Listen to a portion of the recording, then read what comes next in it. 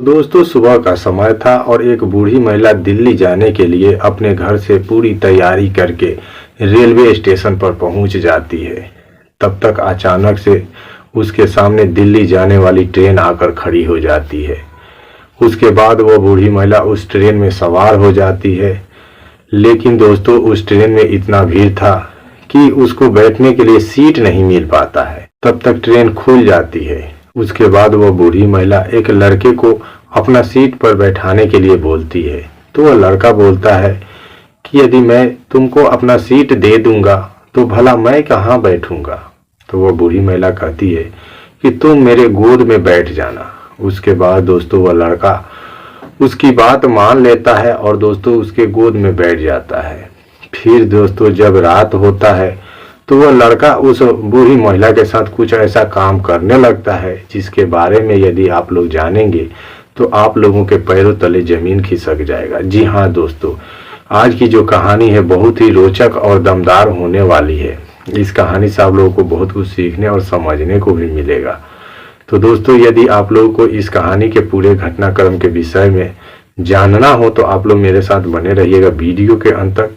यदि दोस्तों वीडियो पसंद आए तो लाइक कर दीजिएगा। यदि चैनल पर नए हो तो चैनल को सब्सक्राइब कर लीजिएगा ताकि मेरा हौसला बढ़ता रहे और मेरा आने वाला नए नए वीडियो आपको मिलता रहे डंके की चोट पे। तो दोस्तों, आइए बिना देरी किए स्टार्ट करते हैं। प्रणाम, नमस्कार। तो दोस्तों, यह कहानी नेपाल बॉर्डर से सटे एक छोटे से गाँव की सच्ची घटना है। एक बेहद ही खूबसूरत बूढ़ी महिला थी। उसका नाम ममता था। ममता अपने घर पर बिल्कुल अकेले रहती थी। ममता का पति नहीं था। पति का देहांत काफी समय पहले ही हो चुका था। केवल एक बेटा और बहू थे जो दिल्ली में रहते थे किराए का मकान लेकर। और जो ममता का बेटा था उसका नाम बलराम था। बलराम अपने पत्नी को भी अपने साथ दिल्ली में ही रखता था और प्लम्बर का काम किया करता था। जो कुछ भी कमाता था उसी में अपना घर चलाता था। और जो ममता थी वो गांव पर अपने एक छोटे से घर में रहती थी, खेती बाड़ी करती थी। उसके पास 1-1.5 बीघा जमीन था और यही सब करके अपना जीविका चलाती थी। और जो बलराम था वो ममता के पास 1 रुपया नहीं भेजता था और ना ही कभी फोन कॉल करके ममता से बात करता था। और उसे अपने पत्नी के साथ दिल्ली गए काफी समय बीत चुका था, लेकिन एक बार भी वो अपने माँ को देखने के लिए नहीं आया था, जिसके चलते ममता का मन एकदम बेचैन रहता था अपना बेटा और बहू को देखने के लिए। लेकिन उन लोगों को अपने माँ के बारे में थोड़ा सा भी चिंता नहीं रहता था। वे लोग पूरे ऐश मौज के साथ दिल्ली में रहते थे। और जो ममता थी वह अपने घर पर दाल रोटी खाती थी। ममता की उम्र भले ही ज्यादा था, लेकिन दोस्तों अभी भी वह काफी खूबसूरत और नौजवान दिखती थी, क्योंकि उस गांव के तमाम ऐसे बूढ़े लोग थे जो उसके ऊपर जान छिड़कते थे। लेकिन ममता ऐसी वैसी महिला नहीं थी। वह कोई भी काम बहुत सोच समझ कर करती थी। फिर दोस्तों, इसी तरह से एक दिन की बात है, ममता अपने घर के आंगन में बैठी हुई थी। तब तक अचानक से उसको अपने बेटा और बहू की याद आ जाती है। तो वह फूट फूट कर रोने लगती है। और दोस्तों, जब वह रोने लगती है तो उसकी रोने की आवाज़ सुनकर अगल बगल की जितनी भी तमाम महिलाएं थी सभी उसकी घर पर आ जाती है। और जब आती हैं तो सभी मिलकर ममता को चुप कराने की कोशिश करती है, लेकिन ममता चुप नहीं होती है। तो उनमें से एक महिला ममता को कहती है कि ममता, क्यों तुम अपने बेटा बहू के लिए हमेशा रोते रहती हो, अपना समय बर्बाद करती हो। उनको तो तुम्हारे बारे में थोड़ा सा भी चिंता नहीं है। यदि चिंता रहता तो वे लोग तुम्हारे पास फोन कॉल करते, बात करते, या इतने समय हो गया उन्हें दिल्ली गए हुए, एक बार तुमसे मिलने के लिए जरूर आते।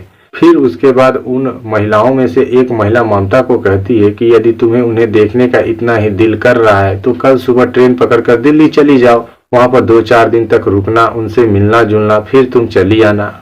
उसके बाद जो ममता थी उसे उस महिला की बात अच्छी लगती है।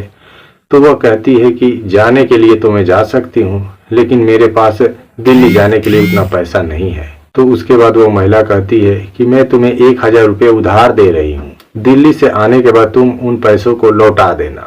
उसके बाद दोस्तों, जो ममता थी वह उस महिला से 1000 रुपये उधार ले लेती है और सुबह सुबह ही दिल्ली जाने के लिए पूरी अच्छी से तैयारी कर लेती है और रेलवे स्टेशन पर पहुंच जाती है। और जैसे ही वो रेलवे स्टेशन पर जाती है तब तक दिल्ली जाने वाली ट्रेन उसके सामने आकर खड़ी हो जाती है। तो ममता उस ट्रेन में सवार हो जाती है। लेकिन दोस्तों उस ट्रेन में इतना भीड़ भाड़ था कि उसे बैठने के लिए जगह नहीं मिल पाती है, तो वह खड़ी खड़ी सफर करने लगती है। तब तक अचानक से उसकी नज़र एक नौजवान लड़का पर पड़ जाता है। जो लड़का था वह भी दिल्ली जा रहा था। फिर उसके बाद ममता उस लड़के के पास जाती है और जाने के बाद बोलती है कि क्या तुम मुझे अपने सीट पर बैठने दोगे। उसके बाद जब लड़का ममता का इतना बात सुनता है तो कहता है कि यदि मैं तुम्हें अपना सीट दे दूंगा तो भला मैं कहाँ बैठूंगा। तो ममता कहने लगती है कि तुम मेरे गोद में बैठ जाना। उसके बाद दोस्तों जो लड़का था वो ममता का बात मान लेता है और दोस्तों उसे अपने किनारे में बैठा लेता है। उसके बाद किसी तरह से ममता एडजस्ट करके वहां पर बैठ जाती है और बैठने के बाद अपना सफर तय करने लगती है। फिर दोस्तों रात हो जाती है और जब रात हो जाती है तो उस ट्रेन में जितने भी यात्री सफर कर रहे थे सब लोग सो जाते हैं। तो ममता को भी नींद आने लगती है, तो वह बैठे बैठे ही सोने लगती है और कभी कभार उस लड़के के गोद में जाकर सो जाती थी, जिससे लड़का काफी परेशान हो जाता था। फिर वह ममता को बोलता था कि आप सीधी होकर नहीं बैठ सकती हैं, बार बार आप मेरे गोद में आकर सो जा रही हैं। तो ममता उस लड़के से कहती है कि देखो मुझे काफी तेज नींद आ रही है। और तो उसके बाद वो लड़का ममता से कहता है कि एक तो मैं तुम्हें बैठने के लिए जगह दे दिया और ऊपर से तुम अब बोल रही हो सोने के लिए, बताओ भला मैं तुम्हें कैसे सुला सकता हूँ। उसके बाद दोस्तों जो ममता थी वो सीधे होकर बैठ जाती है और जो लड़का था उसे नींद नहीं आ रहा था, वह अपना मोबाइल में शॉर्ट वीडियो देख रहा था। उसके बाद उन दोनों में बातचीत होना शुरू हो जाती है। तो ममता उस लड़के से उसका नाम पूछती है, तो वह लड़का जो था अपना नाम गणेश बताता है। उसके बाद ममता गणेश से पूछती है कि तुम दिल्ली में कहाँ रहते हो, क्या करते हो। तो जो गणेश था वह बताता है कि मैं दिल्ली में सब्जी बेचने का काम करता हूँ और एक किराए का मकान में रहता हूँ। उसके बाद जो गणेश था वह ममता से उसका नाम पूछता है, तो ममता अपना नाम ममता बताती है। इसी तरह से दोनों के बीच में परिचय हो जाता है और एक दूसरे से खुलकर बातें करने लगते हैं। इसी तरह से दोस्तों बातों बातों में सुबह हो जाती है और वे लोग दिल्ली पहुंच जाते हैं। उसके बाद ट्रेन से उतरते समय जो गणेश था वो ममता से कहता है कि ममता मैं भी तो दिल्ली में रहता हूँ और तुम अपने बेटा बहू से मिलने के लिए पहली बार जा रही हो। यदि कोई तुमको दिक्कत या परेशानी होगी तो तुम मेरे पास फोन कर देना, इसलिए अपना मोबाइल नंबर दे दो।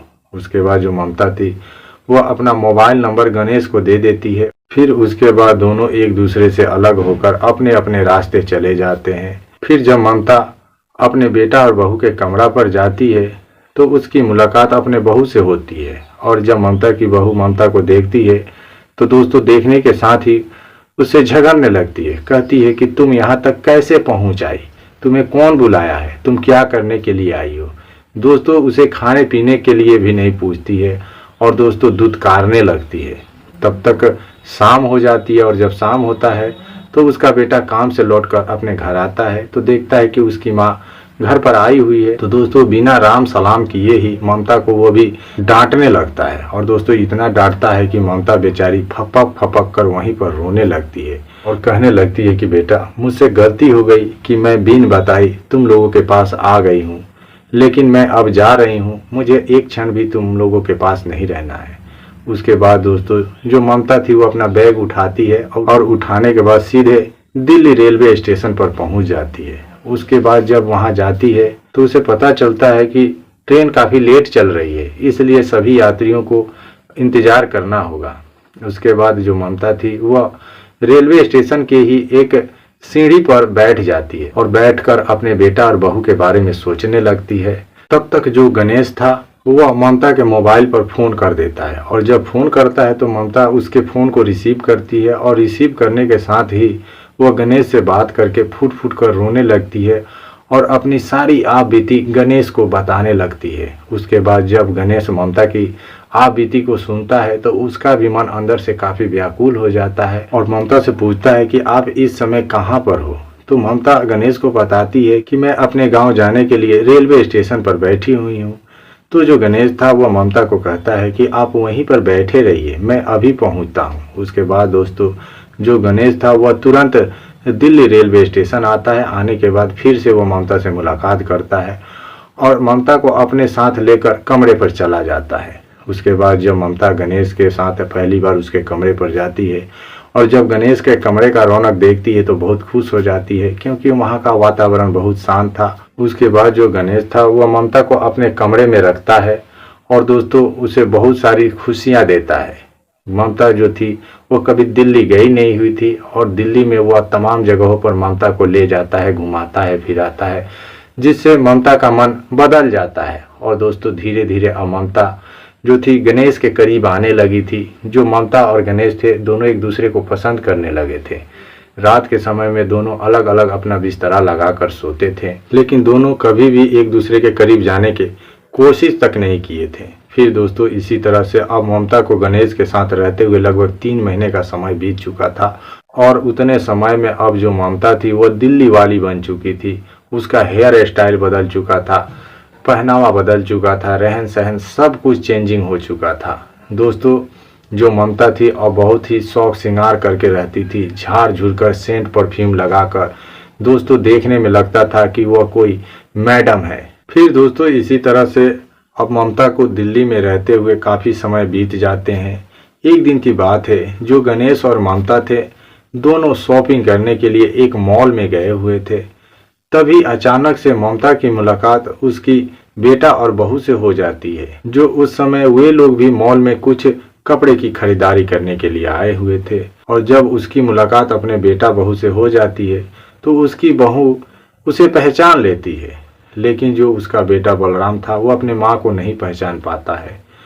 तो दोस्तों उसकी बहू कहती है अपने पति से यानी कि बलराम से कि देखो तुम्हारी माँ कैसे बदल चुकी है, लेकिन जो उसका बेटा था पहचान नहीं रहा था। फिर दोस्तों उसके बाद में वह भी अपने माँ को पहचान जाता है कि अरे यह तो मेरी माँ है, लेकिन अब इतना बदल कैसे गई है। फिर दोस्तों उसके बाद वह अपने माँ के पास जाता है और दोस्तों जब माँ से मुलाकात करता है तो पूछता है कि माँ तुम यहाँ कैसे आई हो। उसके बाद दोस्तों जो ममता थी वह बलराम को पहचानने से इनकार करने लगती है, कहती है कि तुम कौन हो, मैं तुम्हें नहीं जानती हूँ। बार बार जो बलराम था वह कहता है कि मैं तुम्हारा बेटा हूँ, लेकिन ममता बार बार उसे पहचानने से इनकार करती है और दोस्तों वहाँ से गणेश के साथ चली जाती है। उसके बाद दोस्तों वे लोग भी अपने घर चले जाते हैं, लेकिन दोस्तों जो बलराम था उसे रात में नींद नहीं आता। लेकिन दोस्तों जब सुबह होता है तो वह किसी तरह से उनको खोजते खोजते कमरे पर चला आता है और जब आता है तो उसका मुलाकात अपने माँ ममता से होती है। तो कहता है कि माँ तुम उस दिन की बात को लेकर इतना सीरियस हो जाओगी मुझे नहीं पता था, और तुम यहाँ किसके साथ रहती हो, कौन तुम्हारे साथ रहता है। तब तक जो गणेश था वह भी चला आता है और जब गणेश आता है तो बलराम को बहुत सारा खरी खोटी बातें सुनाता है और कहता है कि तुम्हारे जैसा बेटा इस दुनिया में किसी को भगवान न दे। कोई अपनी माँ के साथ ऐसा व्यवहार करता है क्या, और तुम्हारी पत्नी जो अपने आप को मैडम समझती है और अपने साथ के साथ ऐसी व्यवहार करती है वह औरत नहीं राक्षसी है। उसके बाद जब बलराम गणेश और अपनी माँ की इतना बात सुनता है तो दोस्तों फूट फूट कर रोने लगता है और कहता है माँ मुझसे जो कुछ भी गलती हुआ है अब तुम माफ़ कर दो, अब मेरे साथ तुम घर लौट चलो। लेकिन जो ममता थी वह अपना बेटा बलराम की एक बात नहीं सुनती है, कहती है कि अब मेरे लिए केवल गणेश ही है, तुम लोग कौन हो मैं नहीं जानती हूँ, मैं अपनी पिछली ज़िंदगी भूल चुकी हूँ। उसके बाद दोस्तों जो बलराम था वह अपनी माँ की सारा बात समझ जाता है और वहाँ से चुपचाप अपने घर पर चला आता है और ममता और गणेश अपने घर में हंसी खुशी से एक साथ रहने लगते हैं। इसी तरह से दोस्तों उन लोगों को साथ में रहते हुए लगभग 2 साल का समय बीत जाता है और उन 2 सालों में दोस्तों एक बार भी वे लोग एक दूसरे के करीब जाने की कोशिश नहीं किए थे। फिर दोस्तों एक दिन की बात है, बरसात का मौसम था और बारिश बहुत तेज हो रही थी। तभी अचानक से जो ममता थी वह कांपने लगती है क्योंकि उसे ठंड लग जाती है बारिश के वजह से। तो जो गणेश था उसको देखता है तो वह काफ़ी घबरा जाता है। तो ममता कहती है कि गणेश मुझे गर्माहट की ज़रूरत है, यदि कहीं से थोड़ी बहुत गर्मी मिल जाए तो मैं अच्छी हो जाऊंगी। उसके बाद दोस्तों जो गणेश था वो ममता के पास सट कर सो जाता है, जिसके दौरान दोस्तों दोनों की इच्छाएं जाग जाती है और दोनों अपना कार्यक्रम शुरू कर देते हैं और लगभग 3 घंटे तक दोस्तों अपना वह कार्यक्रम शुरू रखते हैं। और जब दोनों एक दूसरे से अलग होते हैं तो ममता को उस दिन सही मायने में प्रेम क्या होता है इस बात का पता चलता है और दोस्तों वह अपना दिल पूरी तरह से गणेश को दे बैठती है और गणेश को भी ममता से काफ़ी लगाव हो जाता है। फिर दोस्तों उस दिन के बाद से ममता और गणेश का यह आदत बन जाता है। जब भी शाम के समय में गणेश अपना सब्जी का दुकान बंद करके कमरे पे आता था तो उसके बाद दोनों एक दूसरे के आंखों में देखते थे और देखते ही देखते दोस्तों दोनों एक हो जाते थे, अपनी सारी ज़रूरत और इच्छाओं को पूरा कर लेते थे। अब गणेश भी ममता को पाकर बहुत खुश था। तब तक एक दिन अचानक से जो ममता थी उसे अपने गांव की याद आ जाती है, तो वह गणेश को अपने पास बुलाती है और कहती है कि गणेश मैं गांव जाना चाहती हूँ। उसके बाद जब गणेश ममता का इतना बात सुनता है तो काफ़ी घबरा जाता है और कहने लगता है कि आज तुम्हें अचानक से यह क्या हो गया, तुम गांव जाने के लिए बोल रही हो। तो ममता कहती है कि गणेश दरअसल बात कुछ ऐसा है कि मैं जब दिल्ली आई थी तो एक महिला से 1000 रुपये कर्ज लेकर आई थी और उन्हीं पैसों को लौटाने के लिए मुझे गांव जाना होगा। उसके बाद जो गणेश था वह ममता से कहता है कि यदि तुम जाओगी तो अकेले नहीं जाओगी, मैं भी तुम्हारे साथ चलूँगा। फिर दोस्तों उसके बाद जो ममता और गणेश थे दोनों रेलवे स्टेशन जाते हैं और वहाँ पर अपने गांव जाने वाला ट्रेन पकड़ लेते हैं। फिर दूसरे दिन जब ममता अपने गांव जाती है और जब गांव के लोग ममता को देखते हैं तो दोस्तों वे लोग पहचान नहीं पाते हैं, क्योंकि अब जो ममता थी वह अंग्रेजन के तरह मैडम दिख रही थी और दोस्तों उसके पीछे गांव के ऐसे तमाम बच्चे बूढ़े सब लोग चल रहे थे जैसे जैसे ममता जा रही थी। दोस्तों उसके बाद जब ममता अपने उस पुराने घर में जाती है तो जितने भी उसके घर के आसपास की महिलाएं थी सभी महिलाएं ममता को देखने के लिए चली आती है।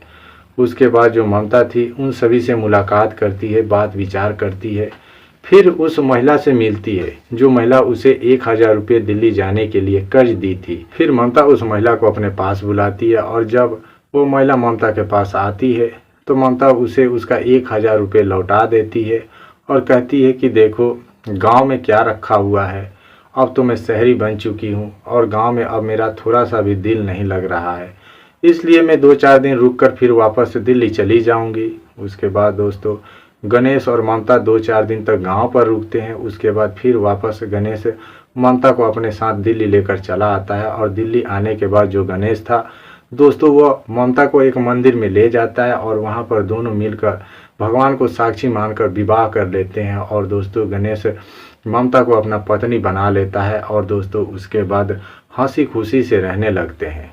तो दोस्तों आज की जो कहानी थी बस यहीं तक थी। आपको कैसी लगी कमेंट में अवश्य बताइएगा।